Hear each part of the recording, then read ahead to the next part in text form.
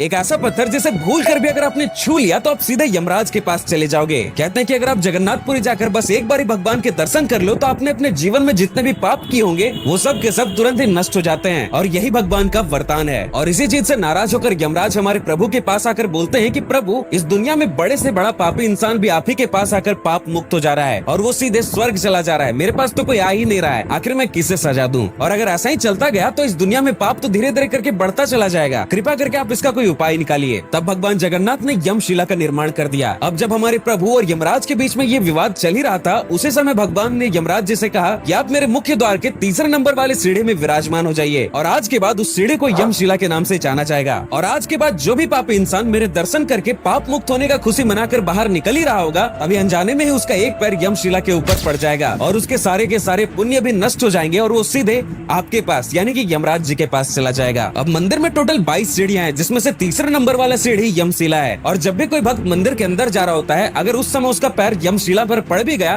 तो कोई दिक्कत नहीं है, वो चलेगा। लेकिन मंदिर से बाहर निकलते टाइम आपको ये बात जरूर ध्यान देना है कि तीसरे नंबर वाले सीढ़ी पर पैर नहीं पड़े तो ज्यादा बेहतर है। और इसी के चलते इस सीढ़ी का कलर भी बाकी सीढ़ी से अलग है। तो एक बार हमारे कमेंट्स में जय जगन्नाथ जरूर लिखें।